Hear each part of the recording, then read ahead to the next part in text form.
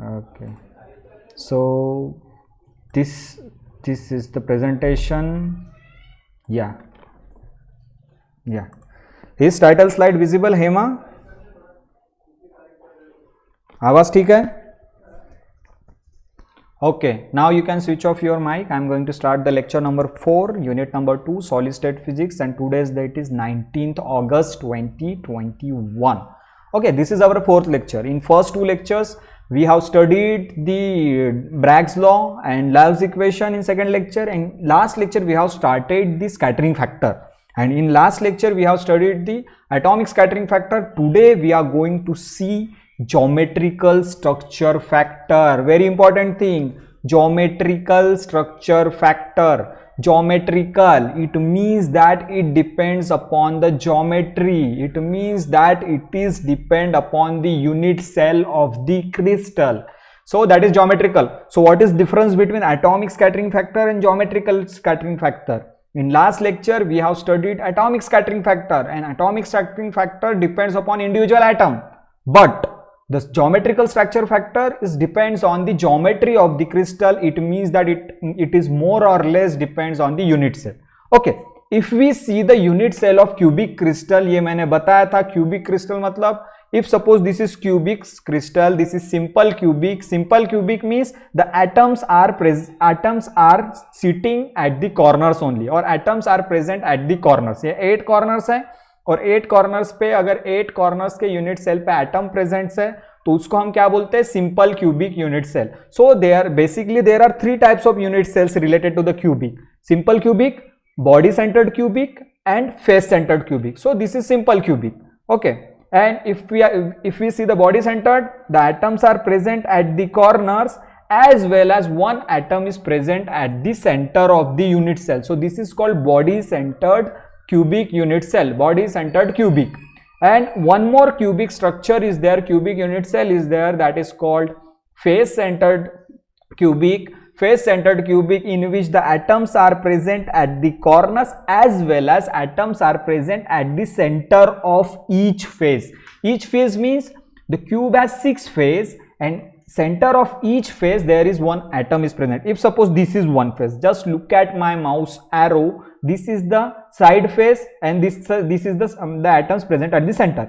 This is the left hand side face, the atom is present at the center. This is front face, and atom is present at the center. This is back face, and atom is present at the center.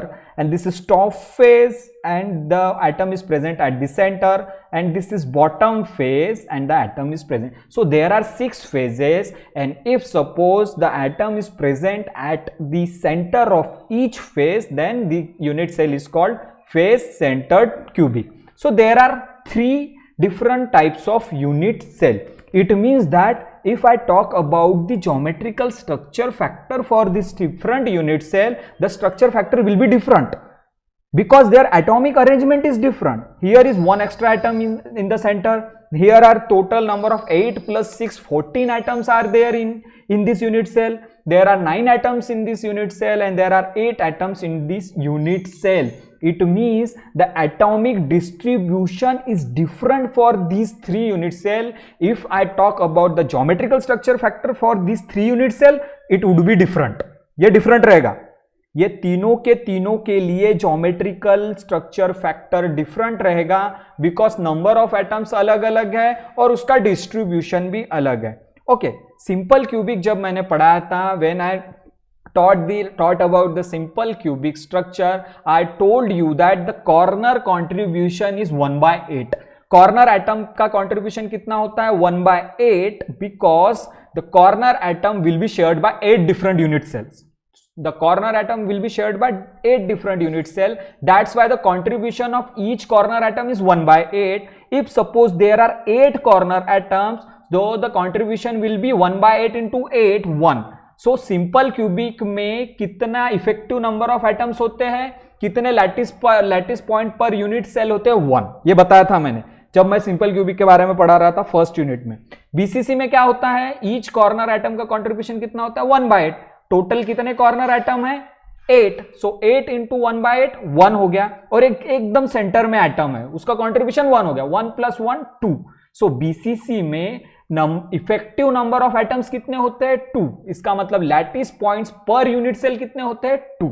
उसी तरीके से FCC में भी बताया था, FCC में क्या है 8 कॉर्नर एटम्स है, contribution for each corner atom is 1/8, so total number of corner atom is 8, 1/8 into 8 1, okay 1 होता है। और एक हर 6 फेस सेंटर्ड के एटम है, ईच फेस सेंटर्ड के एटम्स का कंट्रीब्यूशन कितना होता है 1/2, हाफ। सो कितने फेस सेंटर्ड के एटम है 6, हाफ इंटू 6 कितना होता है 3। तो फेस सेंटर्ड एटम का कंट्रीब्यूशन हो गया 3, कॉर्नर एटम का कंट्रीब्यूशन हो गया 1, टोटल 1 + 3। तो एफसीसी में total number of effective number of atoms कितने होते हैं 4। It means lattice points per unit cell कितना होता है 4। ये सब मैंने पढ़ाया था यूनिट 1 के लेक्चर, रिकॉल करो तो तुमको पता चल जाएगा। Lattice points per unit cell simple cubic के लिए 1 होता है, बॉडी सेंटर्ड क्यूबिक के लिए 2 होता है और एफसीसी के लिए 4 होता है, ये बताया था। तो lattice points per unit cell ये तीनों डिफरेंट यूनिट सेल के लिए डिफरेंट है, तो उसका ज्योमेट्रिकल स्ट्रक्चर फैक्टर भी डिफरेंट होगा। It means that geometrical structure factor किस पे डिपेंड्स है, यूनिट सेल का टाइप कौन सा है। सिंपल क्यूबिक है अलग होगा, फेस सेंटर्ड क्यूबिक है अलग होगा, बॉडी सेंटर्ड क्यूबिक है डिफरेंट होगा, एटॉमिक डिस्ट्रीब्यूशन अलग है डिफरेंट होगा। It means that geometrical structure factor is depends on the type of unit cell, distribution of atoms inside the unit cell, ये सब पे डिपेंड करता है। तो ये तो हो गया डिफरेंट यूनिट सेल के लिए डिफरेंट ज्योमेट्रिकल स्ट्रक्चर फैक्टर होगा। But actually geometrical structure factor बोलते किसको है, सपोज करो this is the simple cubic unit cell and this is the incident X ray, this blue wave is incident X ray and this yellow wave is scattered x ray. तो ये जो blue होगी that is incident on, this is the one atom, suppose this is first atom and this is the incident x ray on this atom and this is scattered x ray. तो incident X ray, ये X ray क्या होती है, incident करते हैं atoms पे, atoms के अंदर इलेक्ट्रॉन्स होते हैं। एक्सरे क्या है, फोटोन और इलेक्ट्रॉन के इंटरेक्शन के कारण फोटोन स्कैटर्ड हो जाते हैं, मतलब एक्सरे स्कैटर्ड हो जाती है। Okay, so this is the incident X ray and this is scattered X ray from first atom. Okay, this is the incident X-ray on second atom and this is scattered X-ray from second atom. Okay, suppose similarly this is the incident X-ray on third atom and this is scattered X-ray from third atom. Similarly for fourth, for fifth, for sixth, for seventh, for eighth. So if suppose there are 8 atoms in the unit cell, 8 atoms present at the corners of unit cell, तो X-ray क्या करेंगी, each atom के ऊपर fall होगी और each atom क्या करेगा, due to that atom the X ray will be scattered. So हर एटम से एक्सरे स्कैटर्ड होगी, तो it means that the amplitude of X ray, अब क्या है एम्पलीट्यूड ऑफ एक्सरे चेंज होता है। मैंने बताया था लास्ट लेक्चर में, जब एटम के ऊपर एक्सरे इंटरैक्ट होके पड़ती है तो एम्पलीट्यूड चेंज हो जाता है। ओके, एम्पलीट्यूड चेंज होता था, जो रिजल्टेंट एम्पलीट्यूड होगा, अगर ये एम्पलीट्यूड चेंज हो गया, एटम जैसे एक्सरे आ रही है या एटम के ऊपर पड़ रही है, एटम के ऊपर पड़ रही है तो उसका एम्पलीट्यूड चेंज हो रहा है। अगर एम्पलीट्यूड चेंज हो रहा है तो किस पे डिपेंड करेगा कि स्कैटर्ड रे का एम्पलीट्यूड क्या होगा, रिजल्टेंट एम्पलीट्यूड ऑफ स्कैटर्ड रे किस पे डिपेंड करेगा, एटॉमिक स्कैटरिंग फैक्टर पे। ईच एटम के एटॉमिक स्कैटरिंग फैक्टर में मतलब पावर कितना है, एटम का पावर कितना है स्कैटर्ड करने का, एटम की पावर कितना है, पावर स्कैटरिंग पावर कितना है एटम का, उस पर डिपेंड करेगा जो रिजल्टेंट एम्पलीट्यूड मिलेगा तुमको एक्सरे का, स्कैटर्ड एक्सरे का। ठीक है, तो resultant amplitude of scattered X-ray it depends on individual scattering factor of atom. Okay, scattering factor of individual atom, तो scattering factor of individual atom पे डिपेंड करेगा कि तुम्हारा एम्पलीट्यूड कितना होगा स्कैटर्ड एक्सरे का, ये चीज याद रखनी है। ठीक है, सो मैं चीजें बता रहा हूं, ये मैंने बताया कि हर एटम से एक्सरे स्कैटर्ड होगी और उस एटम का स्कैटरिंग फैक्टर कितना है उस पर डिपेंड करेगा कि स्कैटर्ड हो रही है जो एक्सरे, उसका एम्पलीट्यूड कितना होगा, वो डिपेंड करेगा scattering factor of individual atom. So ये देखो एक सेंटेंस देखो, द इंटेंसिटी या amplitude, the intensity of x ray diffracted और scattered from crystal is depend upon the individual atomic scattering factor. अभी बताया जो इंटेंसिटी या जो एम्पलीट्यूड रहेगा स्कैटर्ड एक्सरे का या डिफ्रैक्टेड एक्सरे का from crystal is depends upon the individual atomic scattering factor. एक एटम का स्कैटरिंग फैक्टर कितना है उस पर डिपेंड करेगा। दूसरा, type and distribution of atoms within the unit cell, type of unit cell कितना क्या है वो भी डिपेंड करेगा, सिंपल है, सिंपल क्यूबिक है, बॉडी सेंटर्ड क्यूबिक है, फेस सेंटर्ड क्यूबिक है, ये टाइप कौन सा है यूनिट सेल का उस पे भी डिपेंड करती है एम्पलीट्यूड या फिर इंटेंसिटी ऑफ स्कैटर्ड एक्सरे की, साथ साथ में distribution of atoms, atomic distribution कितना है, एटम कैसे डिस्ट्रीब्यूट हो रहे हैं उस पे भी डिपेंड करता है। Okay, intensity of x ray, diffracted x ray की, इंटेंसिटी ऑफ स्कैटर्ड एक्सरे की, ये तीन चीजों पे डिपेंड है, individual atomic scattering factor, type and distribution of atoms within the unit cell. तो यूनिट सेल के अंदर एटम कैसे डिस्ट्रीब्यूटेड है, यूनिट सेल कौन सी है, ठीक है। सो मान लो दो पर्सन है, दो पर्सन के अलग अलग घर है, किसी का घर छोटा है, किसी का घर बड़ा है, किसी के घर में ज्यादा मेंबर है, किसी के घर में कम मेंबर है, तो ये डिपेंड करेगा कि दोनों जो घर है उसका स्कैटरिंग फैक्टर क्या है, ठीक है, उसकी जो दोनों के घर से जो एक्सरे स्कैटर्ड होगी, ठीक है, वो डिपेंड करेगी कि घर का साइज कितना है, मतलब घर का टाइप ऑफ यूनिट सेल क्या है, उसके अंदर के एटम्स, मतलब घर में रहने वाले जो मेंबर्स है वो किस तरीके से डिस्ट्रीब्यूट है, नंबर ऑफ मेंबर्स कितने हैं, उन सब पे डिपेंड रहेगा। इसलिए बोलते हैं कि जो भी एम्पलीट्यूड रहेगा स्कैटर्ड एक्सरे का या फिर इंटेंसिटी रहेगी स्कैटर्ड एक्सरे की, डिफ्रैक्टेड एक्सरे की, that depends upon the individual atomic scattering factor और type and distribution of atoms within the unit cell. So total scattering amplitude, जो एम्पलीट्यूड होगा स्कैटर्ड होने के बाद एक्सरे का, उसका फॉर्मूला क्या रहेगा, the total scattering amplitude is defined as, देखो, amplitude of radiation scattered by entire unit cell, उसको हम डिनोट करते F in bracket H dash K dash L dash. So F, capital F मतलब total scattering amplitude. तो capital F मतलब क्या होता है, कैपिटल एफ मतलब होता है total scattering amplitude, that is H dash K dash L dash is equal to amplitude of radiation scattered by entire unit cell, amplitude of radiation scattered by single electron. मतलब entire unit cell मतलब suppose unit cell में 8 atoms है और 8 के atoms से X ray scattered हो रही है, तो उसका टोटल ले लो, उसका amplitude of radiation of scattered by all the atoms in the unit cell, entire unit cell, और उसको डिवाइड करो। सपोज एक इलेक्ट्रॉन ओरिजिन पे प्रेजेंट है, उस इलेक्ट्रॉन के कारण एक्सरे स्कैटर्ड हो रहे हैं, तो उसका एम्पलीट्यूड ले लो, ठीक है। सो टोटल एटम से जो स्कैटर्ड हो रही है रेडिएशन, उसका एम्पलीट्यूड, यूनिट सेल में 8 एटम है, सो टोटल 8 एटम से जो एम्पलीट्यूड हो रहा है, जो रेडिएशन स्कैटर्ड हो रहे हैं, उसका एम्पलीट्यूड ले लो और डिवाइड कर दो। बीच में अगर मान लो इलेक्ट्रॉन है, यूनिट सेल के बीच में ओरिजिन में इलेक्ट्रॉन प्रेजेंट है, वहां से एक्सरे स्कैटर्ड हो रही है, तो उसका एम्पलीट्यूड ले लो, दोनों को डिवाइड कर दो।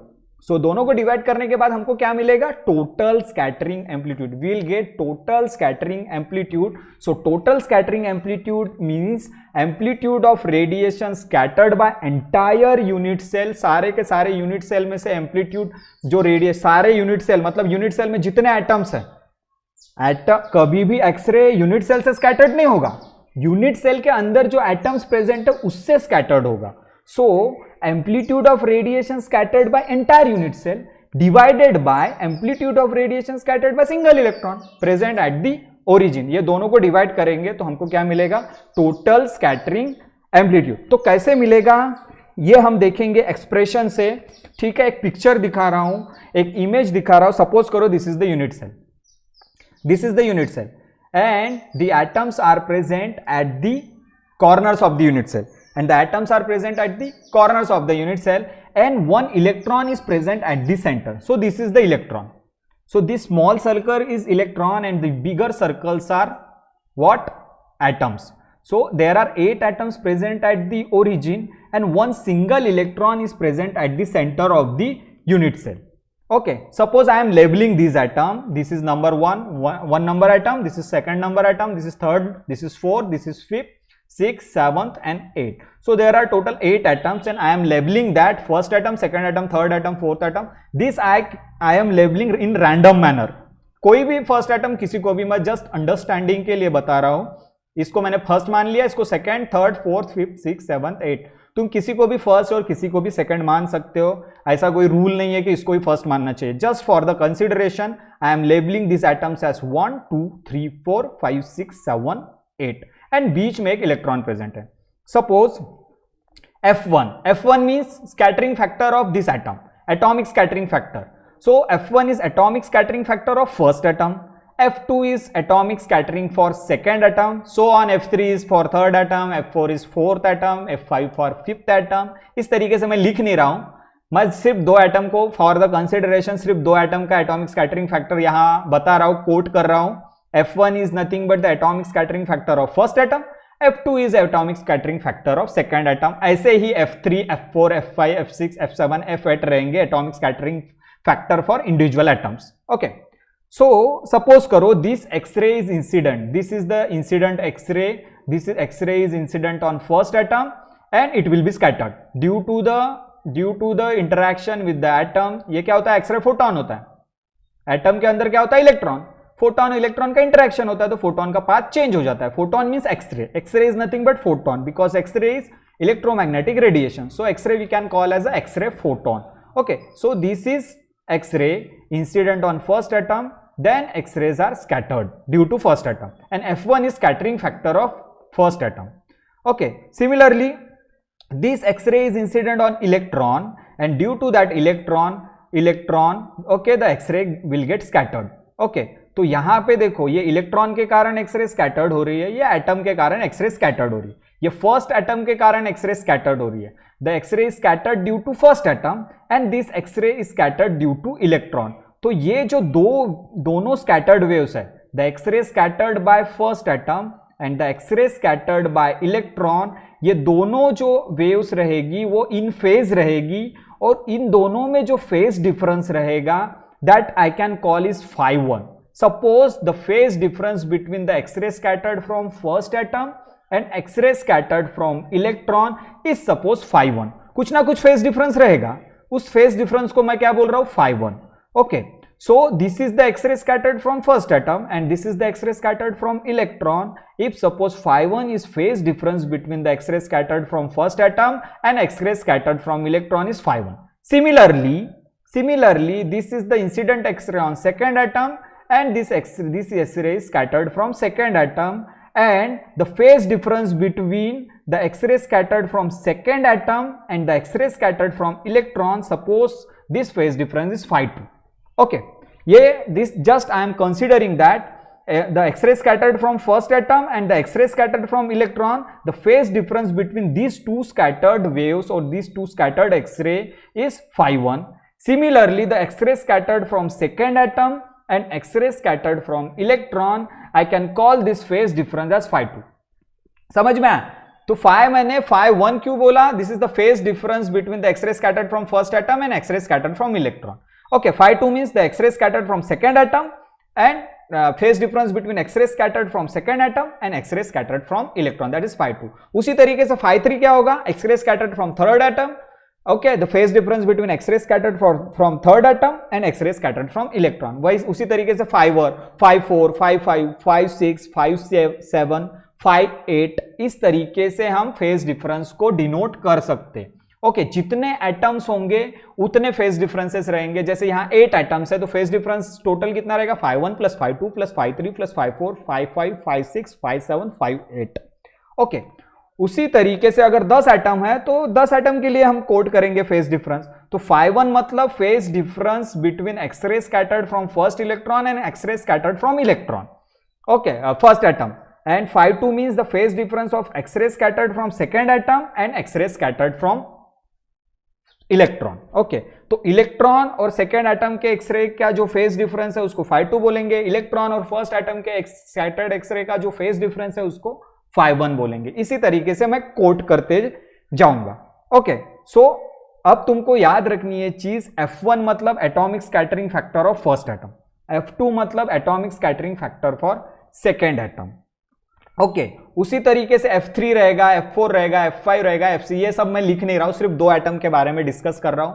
F1 means atomic scattering factor of first atom, F2 means atomic scattering factor of second atom, and phi1 is phase difference of X-ray scattered from first atom and electron, phi2 is phase difference of X-ray scattered from second atom and electron. So अगर मैं total बोल दूं, total scattering amplitude की बात करूं, total scattering amplitude की बात करूं तो मुझे सारे एटम के लिए कंसीडर करना पड़ेगा.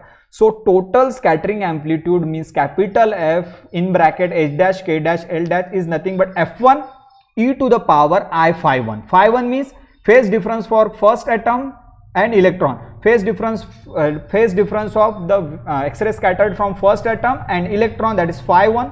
F1 is atomic scattering factor for first atom. उसी तरीके plus F2 e to the power I phi 2. F2 means atomic scattering factor for second atom and phi 2 means phase difference.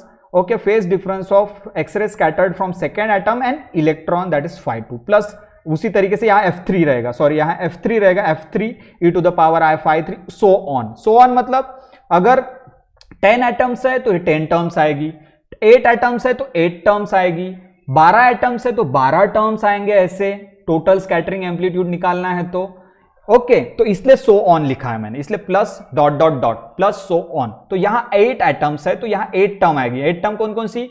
F1 e to the power I phi 1 plus F2 e to the power I phi 2 plus F3 e to the power I phi 3 plus F4 e to the power I phi 4. उसी तरीके से F8 तक जाएगी, F8 e to the power I phi 8. तो 8 atoms है तो 8 terms आएगी. सो total scattering amplitude जो रहेगा वो डिपेंड किस पे रहेगा? एटॉमिक स्कैटरिंग फैक्टर और फेज डिफरेंस पे डिपेंड रहेगा. एटॉमिक स्कैटरिंग फैक्टर और फेज डिफरेंस पे रहेगा डिपेंड, इसलिए प्लस मैंने सो ऑन किया. 8 आइटम्स है तो 8 टर्म आएगी, 10 एटम्स है तो 10 टर्म आएगी, 100 एटम्स है तो 100 टर्म्स आएगी, इस तरीके से. So total scattering amplitude is equal to F1 e to the power I phi 1 plus F2 e to the power I phi 2 plus F3 e to the power I phi 3 plus so on. Okay, सो इसको मैं क्या कर सकता हूं? आई can write this expression in the summation from. अब तुमको F1 और phi 1 का मीनिंग समझा. phi 1 मतलब फेज डिफरेंस, F1 मतलब scattering factor, atomic scattering factor, और 1 मतलब 1 अगर कोट किया तो फर्स्ट एटम, 2 अगर कोट किया तो सेकंड एटम के लिए, 3 अगर कोट किया तो थर्ड एटम के लिए. जस्ट थर्ड एटम के लिए फेज डिफरेंस, थर्ड एटम का एटॉमिक स्कैटरिंग फैक्टर. उसी तरीके से 8 एटम्स है तो मैं 8 टर्म लिख सकता हूं. मैं लिख नहीं रहा हूं, प्लस डॉट डॉट डॉट किया, मतलब इसके आगे भी कुछ टर्म्स है. Okay, now this expression I can write in the form of summation, because ये सम है. ठीक है, product of scattering factor and phase difference, exponential of phase difference, ये प्रोडक्ट है. Product plus product plus product plus मतलब ये sum है. तो I can write it as an summation form. तो समीशन फॉर्म में कैसे लिखेंगे? F is equal to H dash K dash L dash is equal to summation over J को मैंने बोल दिया 1 to 8. अगर 8 एटम है तो J is from 1 to 8, 10 atom है तो J is from 1 to 10, 12 atoms है तो J इज फ्रॉम 1 to 12, इस तरीके से. तो FJ F1 F2 F3 इस तरीके को मैंने FJ लिख दिया. e to the power I phi 1 2 3 की जगह में J is nothing but 1, J is nothing but J is from 1 to 8. 8 atoms है तो J की वैल्यू क्या होगी? 1 2 3 4 5 6 7 8. अगर 10 एटम्स है तो J की वैल्यू क्या होगी? 1 2 3 4 5 6 7 8 9 10. इसी तरीके से ये पूरे एक्सप्रेशन को मैं समेशन के फॉर्म में लिख सकता हूं. Summation over J Fj e to the power I phi J, where if suppose there are 8 atoms तो the value of J is from 1 to 8, उस तरीके से. ठीक है, सो मैंने एक J कंसीडर किया और J को मैं कंसीडर कर रहा हूं J is for jth atom. So Fj means क्या होगा? Atomic scattering factor of jth atom, and phi J मतलब phase difference between the radiation scattered from jth atom and that scattered from electron. Jth atom के radiation और electron के बीच का जो scattering beam है, स्कैटरिंग एक्सरे है, उसका फेज डिफरेंस मतलब phi J. तो J को मैं एक जनरल केस कंसीडर कर रहा हूं, J को मैं जेथ एटम बोल रहा हूं, और J की वैल्यू 1 भी हो सकती है, 2 भी हो सकती है, 3 भी हो सकती है, 4 भी. अगर 8 एटम्स है तो 1 से लेके 8 तक हो सकता है. सो this expression I can write as F is equal to H dash K dash L dash, that is the total scattering amplitude is equal to summation over J Fj into e to the power I phi J. Fj is the scattering factor for jth atom and phi J is phase difference of radiation scattered from jth atom and that of the electron. So this is the equation number 1. Okay, तो ये equation number 1 हो गया. But we know that phase difference between the X-ray scattered from jth atom of the unit cell and that scattered from electron is given by Laves equation में हमने पढ़ा था, या पिछले लेक्चर में भी पढ़ा था. अगर फेज डिफरेंस एक एटम से या कोई भी एटम है उससे अगर एक्सरे स्कैटर्ड हो रही है और एक इलेक्ट्रॉन से स्कैटर्ड हो रही है तो उन दोनों के बीच का फेज डिफरेंस क्या होता है, ये लास्ट लेक्चर में बताया था। फेज डिफरेंस क्या होता है, 2 pi bye lambda r dot n, और यहाँ पे j लिख दिया because I am talking about the jth atom and j is nothing but from 1 to 8 for 8 atoms और 1 to n अगर n नंबर ऑफ एटम्स है तो।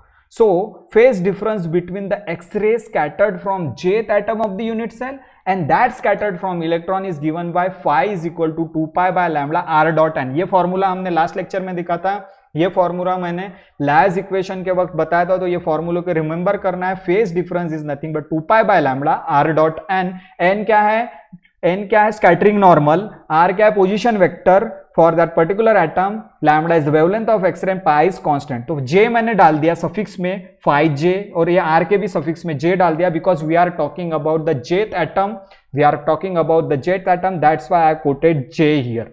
Okay, so phase difference between the X-ray scattered from jth atom of the unit cell and that scattered from electron is given by phi j is equal to 2 pi by lambda rj dot n। okay, so phi j की value मुझे पता चल गई, phi j is nothing but 2 pi by lambda rj dot n from the equation number 1। so put the value of phi j in equation number 1। तो देखो equation number 1 क्या है, so this is the equation number 1, just put the value of phi j here।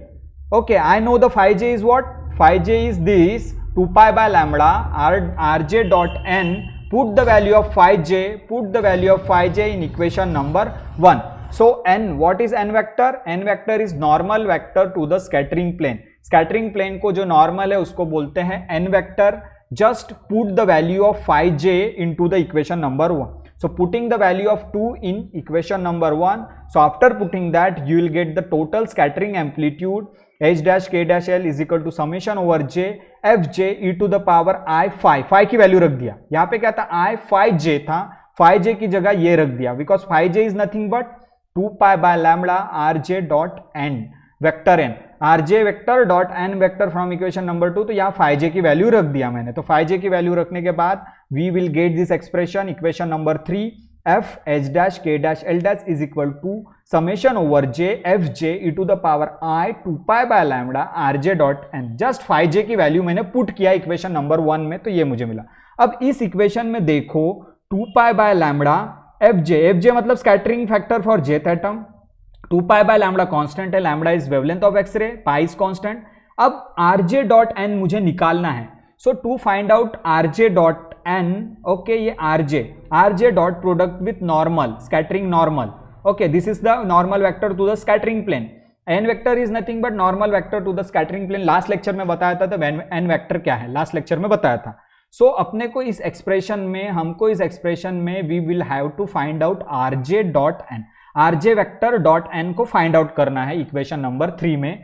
तो कैसे find out करेंगे, so to find out rj dot n vector we know that rj what, rj क्या है, rj is position vector of jth atom. अगर atom 1 first atom है r1 position vector of first atom, r2 रहा तो position vector of second atom, r3 रहा तो position vector of third atom, और वैसे ही rj है तो position vector of jth atom. So we know that position vector for jth atom means uj a vector plus vj b vector plus wj c vector, ये होता है।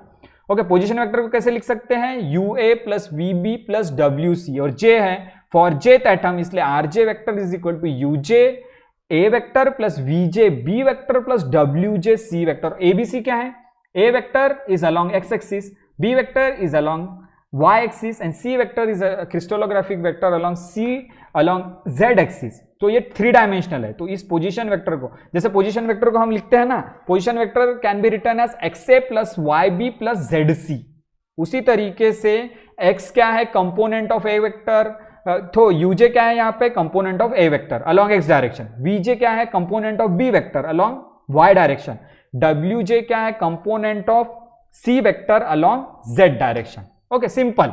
Position vector can be written in this form. A vector means the vector along x direction, B vector means vector along y direction, and C vector means vector along z direction, and uj, vj and wj, they are the component of A vector, B vector and C vector along x, y, z direction respectively.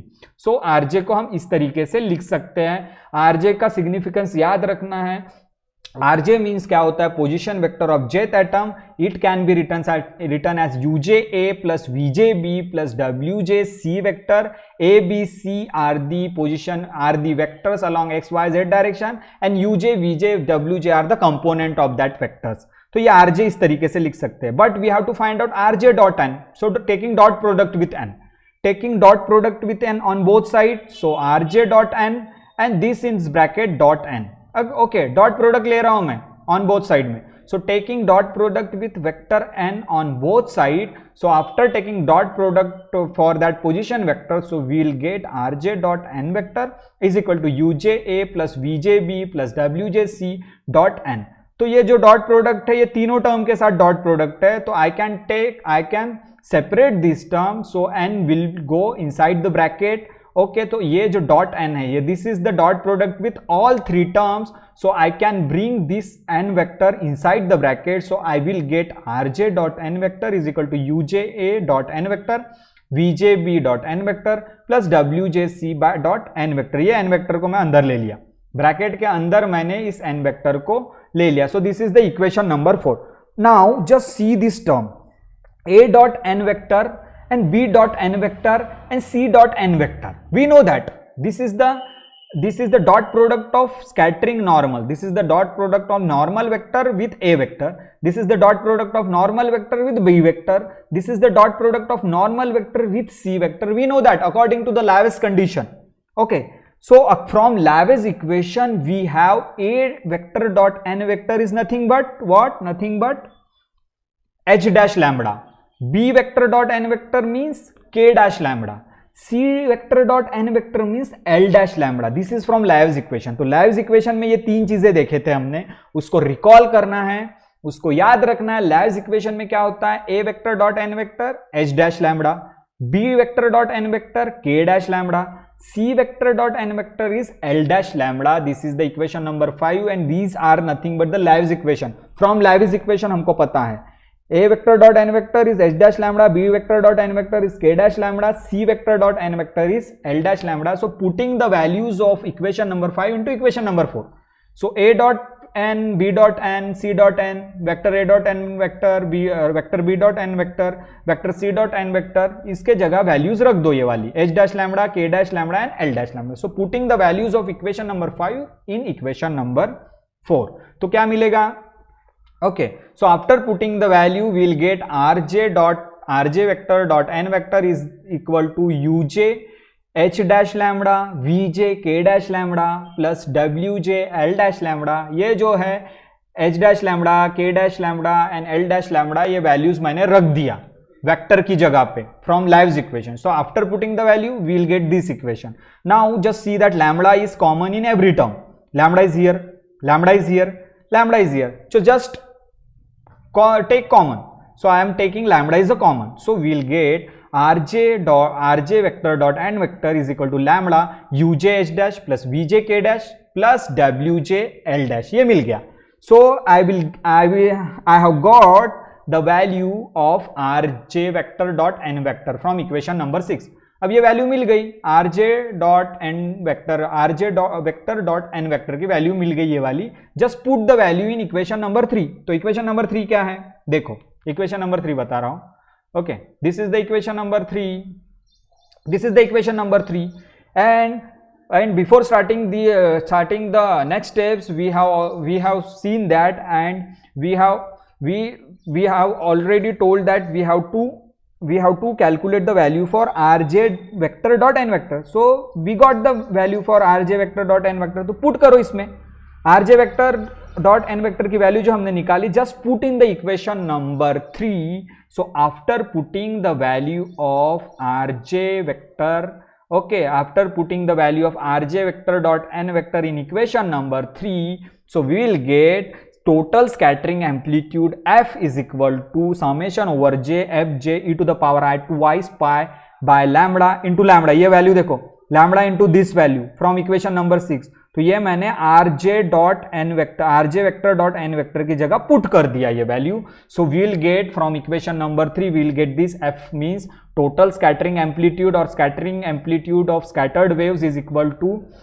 Summation over J F J E to the power I 2 pi by lambda into lambda, because ये वैल्यू है RJ vector dot N vector की जगह ये वैल्यू रख दी, lambda UJ H dash plus वीजे के dash plus W J L dash. Now see the lambda is here in numerator, lambda is here in denominator, just cancel out. So after cancelling the lambda, we will remain with this term. F is equal to, F means total scattering amplitude, F is equal to summation over j fj e to the power I 2 pi uj h dash plus vj k dash plus wj l dash. ये term मुझे मिल गया.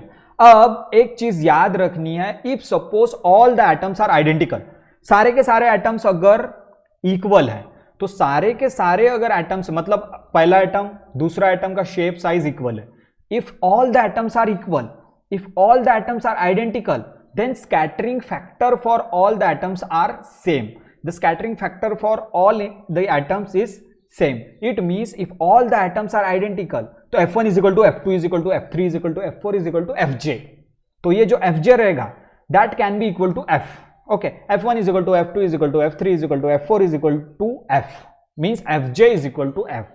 If suppose all the atoms are identical, then we can say that for identical atoms Fi is equal to F. पहले atom का scattering factor दूसरे atom के scattering factor से equal रहेगा, तीसरे एटम के स्कैटरिंग फैक्टर मतलब I एटम्स के या J Fj जेथ एटम के स्कैटरिंग फैक्टर के इक्वल रहेगा. तो Fj, यहाँ पे I नहीं चाहिए, यहाँ पे J चाहिए, so Fj is equal to F हो जाएगा. So after putting the value from value of Fj is equal to F, F को मैं बाहर रख सकता हूँ क्योंकि अगर मैंने उसका जो सबस्क्रिप्ट J को रिमूव किया तो Fj is equal to F, तो F को मैं बाहर ले सकता हूं. तो अब जो एक्सप्रेशन मिला Fj की जगह मैंने F पुट किया और F को समेशन के बाहर रख दिया, because summation is over J, तो F को मैं बाहर रख सकता हूं because Fj is equal to, ये J है, Fj is equal to F. So we will get total scattering amplitude F is equal to H dash into K dash into L dash, that is F is in the bracket H dash K dash L dash, that is F is nothing but the total scattering amplitude of scattered waves, okay, is equal to F in summation over J e to the power I 2 pi uj H dash plus Vj K dash plus Wj L dash, that is the equation number 7. अब देखो ये F क्या है, scattering factor of atom, F क्या है, atomic scattering factor.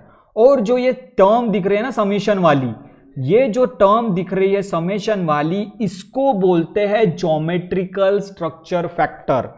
F क्या है, atomic scattering factor, और F के प्रोडक्ट में जो ये टर्म दिख रही है समेशन वाली जो टर्म है, that term is called geometrical structure factor and denoted by capital S. Okay, जो टर्म जो दिख रही है S, this summation over J e to the power I 2 pi uj h dash plus vj k dash plus wj l dash, जो ये term दिख रही है समेशन वाली, that is called geometrical structure factor. तो इस टर्म को क्या बोलेंगे, the expression for geometrical structure factor summation over j e to the power I 2 pi uj h dash plus vj k dash plus wj l dash, this is called geometrical structure factor. F क्या है, small f is atomic structure factor, ठीक है, small f is atomic scattering factor, and जो term दिख रही है summation वाली, that is geometrical structure factor. So the product of atomic scattering factor and geometrical structure factor is nothing but the total scattering amplitude. So f is total scattering amplitude, f is atomic scattering factor, and the term inside the summation is called, the term with the summation is called geometrical structure factor. तो ये geometrical structure factor है summation वाली term, ये जो small f है atomic scattering factor है, और दोनों का जो प्रोडक्ट है उसको बोलते हैं total amplitude, total scattering amplitude. So total scattering amplitude is nothing but f into s.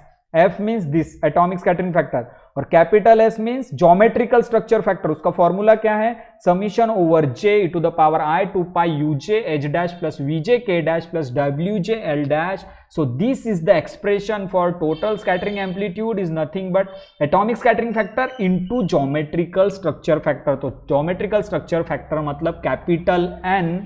Okay, and its expression is this. So this term is called geometrical structure factor. तो ये तो हो गया ज्योमेट्रिकल स्ट्रक्चर फैक्टर. अब actually geometrical structure factor और atomic structure factor का use क्या है, एक्चुअली ज्योमेट्री स्मॉल m को मैंने बोल दिया atomic scattering factor, capital S को मैंने बोल दिया ज्योमेट्रिकल स्ट्रक्चर फैक्टर, लेकिन उन दोनों का जो प्रोडक्ट लेता हूं उससे मुझे क्या पता चलता है, amplitude of scattered radiation.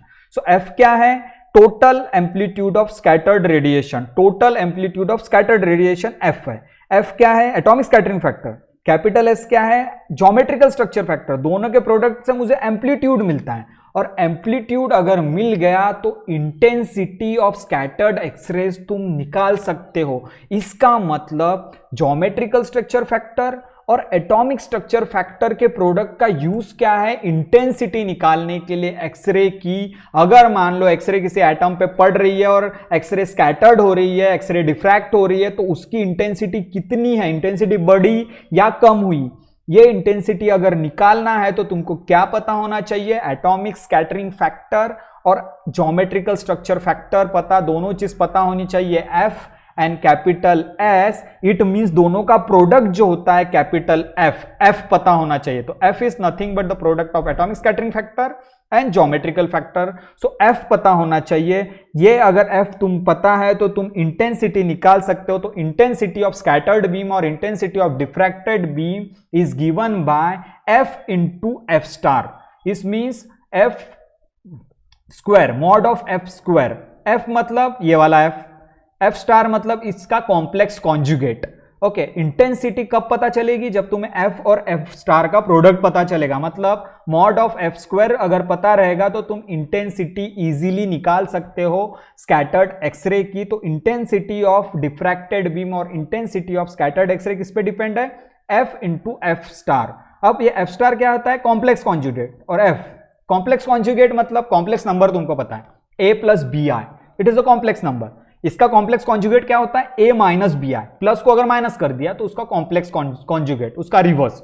Okay, so A plus B I is complex number, इसका कॉम्प्लेक्स कॉन्जुगेट क्या होगा, A minus B I. Just I वाला जो इमेजिनरी पार्ट का साइन चेंज कर दो तो उसको बोलते हैं कॉम्प्लेक्स कॉन्जुगेट। उसी तरीके से F है, ठीक है, उसका कॉम्प्लेक्स कॉन्जुगेट ले लो, F and it's complex conjugate is F star, और दोनों का प्रोडक्ट ले लो, इसका मतलब मॉड ऑफ F स्क्वायर ले लो। तो हमको क्या पता चलता है, इंटेंसिटी ऑफ स्कैटर्ड एक्सरे। वो कैसे निकालते हैं इंटेंसिटी ऑफ स्कैटर्ड एक्सरे, हमको F का फॉर्मूला पता है। F का फॉर्मूला क्या है, F का formula means this, F is nothing but F small f into scattering factor. ये स्कैटरिंग फैक्टर है, सॉरी ये ज्योमेट्रिकल स्ट्रक्चर फैक्टर है, एटॉमिक स्कैटरिंग, दोनों का प्रोडक्ट का मुझे फॉर्मूला पता है from equation number 7।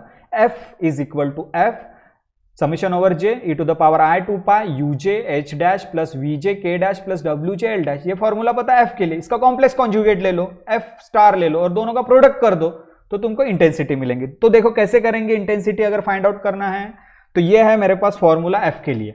F is equal to F small f in the bracket J e to the power I 2 pi UJ H from equation number 7। ये मुझे F का फॉर्मूला पता है, मतलब ये मुझे रिजल्टेंट या ये मुझे टोटल स्कैटरिंग एम्पलीट्यूड का फॉर्मूला पता है। ये क्या है, F क्या है, एटॉमिक स्कैटरिंग फैक्टर, और जो समेशन में दिख रहा है वो क्या है, ज्योमेट्रिकल स्ट्रक्चर फैक्टर। ये दोनों का प्रोडक्ट मतलब F पता है। अब ये देखो यहाँ पे e to the power I 2 pi UJ plus VJ K plus WJ L, ये क्या है, कॉम्प्लेक्स टर्म है।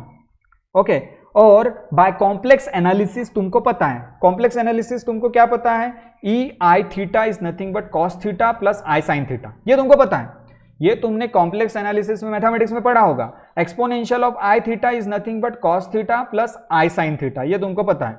E to the power I theta is equal to cos theta plus I sine theta. तो ये भी वैसे ही टर्म है। या थीटा की जगह क्या है, इस टर्म में देखो थीटा की जगह क्या है, I 2 pi in bracket UJ H dash plus VJ K dash plus WJ L dash, ये है थीटा की जगह ये टर्म है। So I can write this term in terms of cos theta sine theta. Cos theta sine theta के term में ये लिख सकता हूं, because I know that e to the power I theta is cos theta plus I sin theta. So this term I can write in terms of this complex analysis term. Okay, in complex analysis you might have studied that e to the power I theta is nothing but cos theta plus I sin theta. तो इस term को मैं cos और sin के form में लिख रहा हूँ.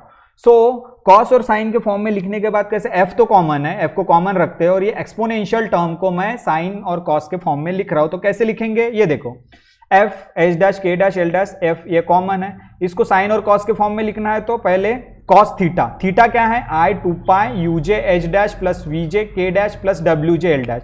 सो कॉस 2 पाई है यहाँ पे, cos 2 pi यूजे H dash plus वीजे के डैश प्लस डब्ल्यूजे l dash plus i sine theta, theta की जगह क्या है i 2 pi यूजे H dash plus वीजे के डैश प्लस डब्ल्यूजे l dash, so i sine theta.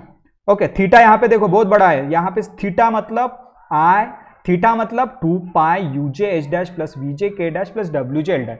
Theta की जगह बस ये टर्म लिख लिया मैंने, क्योंकि हमारे पास थीटा की जगह ये टर्म है 2 पाई यूजे एच डैश प्लस वीजे के डैश प्लस डब्ल्यूजे एल डैश।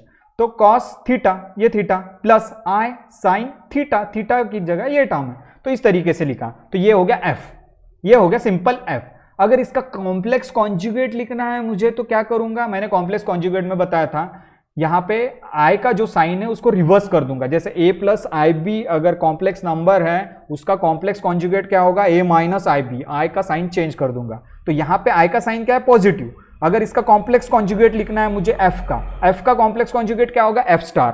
तो f स्टार क्या होगा, f का कॉम्प्लेक्स कॉन्जुगेट होगा, बस मैंने यहाँ पे प्लस की जगह माइनस लिखा। यहाँ पे देखो इस टर्म में यह है सिंपल f, यह है उसका कॉम्प्लेक्स कॉन्जुगेट। कॉम्प्लेक्स कॉन्जुगेट में यहाँ i का साइन चेंज किया, यहाँ i का साइन प्लस था, here is the sign of i is positive, but if I want to write the complex conjugate of this term then I have to change the sign for I, so it will be minus, so this is the complex conjugate, so this is f and this is its complex conjugate f star। अब दोनों को multiply करूंगा, multiply these two terms f and f star, then you will get the intensity of scattered or intensity of diffracted X-ray, just multiply that, but intensity is nothing but f into f star is nothing but the mod of f square। so इन दोनों का product ले रहा हूं, तो ये दोनों का product ले रहा हूं, सो दोनों का प्रोडक्ट लेने के बाद i is equal to this is the first term product with second term. अब ये देखो f तो कॉमन है, f into F is F square, ठीक है, f तो कॉमन है। नाउ ये क्या होता है a प्लस बी और ये a minus B, f common है, so f into F is F square होगा, ठीक है, a plus B a minus B, ये सपोज करो this is a and this is b, a plus B, this is a and this is b, a minus B, और f common है, f into F F square रहेगा। तो a plus B into A minus B का formula क्या होता है, a square minus B square. So just formula put करूंगा a square minus B square, so F square, यहाँ F square चाहिए, F square a plus B A minus B, A plus B A minus B, A square मतलब first term का square, first term का square करूंगा तो यहाँ square आएगा, minus second term का स्क्वायर, सेकेंड टर्म क्या है आई साइन 2 पाई यूजे एच डैश वीजे के डैश डब्ल्यूजे, इसका स्क्वायर करूंगा होल स्क्वायर, तो ये हो गया स्क्वायर। ओके, ये सेकंड टर्म का स्क्वायर, फर्स्ट टर्म का स्क्वायर, यहाँ पे कॉस स्क्वायर आ गया, सेकंड टर्म का स्क्वायर मैंने ब्रैकेट में किया क्योंकि वहां पर आई भी है, आई sine 2 pi यूजे H dash plus वीजे के डैश प्लस डब्ल्यूजे l dash square, a square minus B square, और यहाँ एफ इंटू एफ स्क्वायर, यहाँ एफ स्क्वायर चाहिए या गलती से एफ हो गया, यहाँ there should be F square, so F square is nothing but A square minus B square. अब बी स्क्वायर को फॉर्मूला को आई को स्क्वायर करेंगे, आई स्क्वायर, और ये साइंस को स्क्वायर होगा, आई स्क्वायर क्या होता है -1, आई को उसका स्क्वायर किया तो -1, आई स्क्वायर की वैल्यू कितनी होती है -1, तो माइनस माइनस प्लस हो गया, यहाँ पे प्लस हो गया, आई का स्क्वायर होता है -1, so this will be plus, and ये स्क्वायर तो है साइन का टर्म के साथ, तो this will be sine square 2 pi यूजे H dash plus वीजे के डैश प्लस डब्ल्यूजे l dash. So this is the intensity of scattered X-ray. This is the intensity of diffracted X-ray. So I is equal to f square चाहिए यहाँ पे, I is equal to f square summation over j cos square 2 pi uj h dash plus vj k dash plus wj l dash plus sin square 2 pi uj h dash plus vj k dash plus wj l dash। तो ये होता है formula for calculating the intensity of scattered X-ray using geometrical structure factor and atomic structure factor. तो इस तरीके से we have seen that how to calculate the intensity of scattered X-ray by using geometrical structure factor and atomic scattering factor. और atomic scattering factor क्या होता है ये भी मैंने बताया, atomic scattering factor and geometrical scattering factor का expression बताया। एक्चुअली क्या है, atomic scattering factor is depend upon the scattering of X-ray of individual atom, and geometrical structure factor the name suggest that geometry means the arrangement of atoms that is the related more और less related to the unit cell of the particular crystal. तो इस तरीके से we have seen what is geometrical structure factor, what is atomic structure factor we have seen in last lecture, and we have seen the expression for geometrical structure factor, and that geometrical structure factor is not and the product with the atomic scattering factor and geometrical structure scattering factor. Okay, geometrical structure factor and atomic scattering factor का जो product रहता है that is nothing but the total scattering amplitude f, उसका conjugate ले लेंगे F star और दोनों को मल्टीप्लाई करेंगे, then will get the intensity of diffracted और स्कैटर्ड एक्सरे। तो इस तरीके से हमने इंटेंसिटी का एक्सप्रेशन देखा। ओके, उसी तरीके से हमने इंटेंसिटी का एक्सप्रेशन देखा, उसी तरीके से हमने ज्योमेट्रिकल स्ट्रक्चर फैक्टर का एक्सप्रेशन देखा, और ज्योमेट्रिकल स्ट्रक्चर फैक्टर और एटॉमिक स्कैटरिंग फैक्टर में क्या डिफरेंस है ये देखा। तो आज के लिए इतना काफ़ी है लेक्चर नंबर 4 में। तो इस तरीके से हमारा ये हाफ से ज़्यादा 60% ऑफ यूनिट इज कंप्लीटेड। अब डिफ्रैक्शन टेक्निक्स बाकी है इस यूनिट में। ओके, रोटेटिंग क्रिस्टल मैटर और पाउडर मेथड, ये सब चीज़ें हम नेक्स्ट लेक्चर में पढ़ेंगे। ओके, सो इस पर कोई भी क्वेश्चन है तो क्वेश्चन पूछ सकते हो।